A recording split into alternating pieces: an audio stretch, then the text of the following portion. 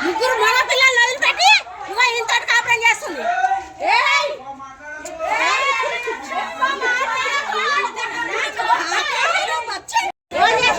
Sir వచ్చింది కదా, వాళ్ళు వచ్చింది కదా, వాళ్ళు చేస్తారు.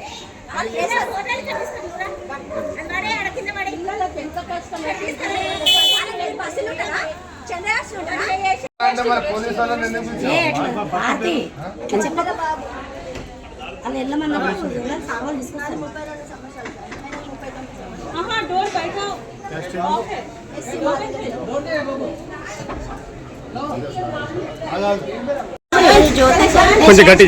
నా పేరు జ్యోతి, ఆయన పేరు బాబు.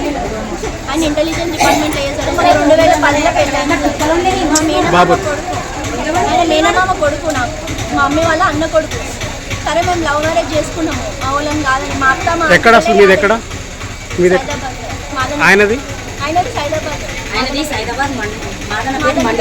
మేనమామ కొడుకు ఆయన.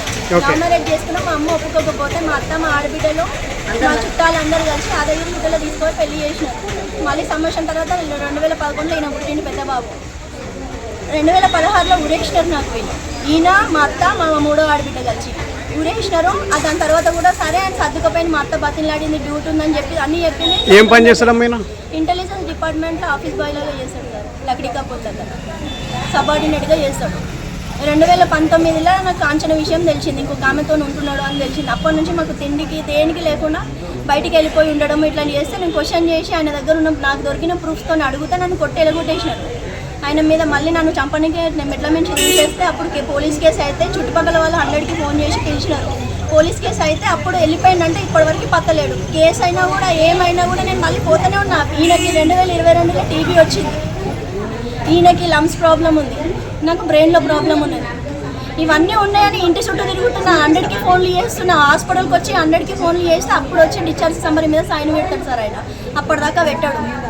ఇప్పుడు నాకైతే అసలే బాగలేదు, నేను బయటకు వెళ్ళి జాబ్ చేసుకోలేను. నా పిల్లల బతుకు నాకు ఆగం చేసిరు. వీళ్ళకి 2 ఇయర్స్ నుంచి, ఇప్పుడు 9th క్లాస్ సార్. ఈయనకి 2 సంవత్సరాల నుంచి స్కూల్ లేదు, ఈయనకి ముందు నుంచి కూడా స్కూల్ లేదు సార్. ఇప్పుడు ఏమైందమ్మా?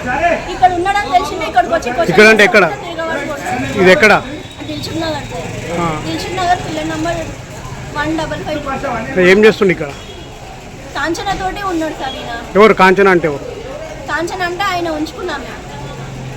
కాంచనతో ఆమెకు కూడా పెళ్ళి అయింది, చెల్లె అని చెప్పిండు. నేను క్వశ్చన్ చేసినప్పుడు అందరు పోలీసు వాళ్ళకు కూడా చెల్లెనే అని చెప్పిండు సార్. చెల్లెనే అని చెప్పిండు. వాళ్ళ భర్తకి 2 పిల్లల్ని వదిలేసి, ఇంటర్ ఉన్నారు సార్ వాళ్ళు 2 పిల్లల్ని వదిలేసి ఈయనతో వచ్చి 4-5 సంవత్సరాల నుంచి ఈయనతోటే ఉంటుంది. ఫస్ట్ లాక్డౌన్ అప్పటి నుంచి ఈయనతోటే ఉంటుంది.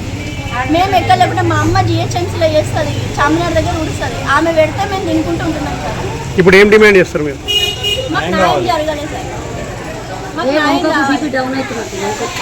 మాకు న్యాయం కావాలి. లేదంటే మేము ఈయన ఏమైనా చేసుకొని, నేను నా పిల్లలు ఏమైనా చేసుకొని చచ్చిపోతాం. మాకు న్యాయం కావాలి. ఆఫీస్కి పోతే కూడా న్యాయం కావాలి. ఇట్లా కూడా పిల్లలను కూడా స్కూల్లో గుంజుకుంటారు. జాయిన్ చేసుకుంటలేదు. ఏంటన్నా హాస్టల్లో తీసి చూద్దామన్నా ఎక్కడ అయితే లేదు. అడ్మిషన్ దొరుకుతలేదు సార్.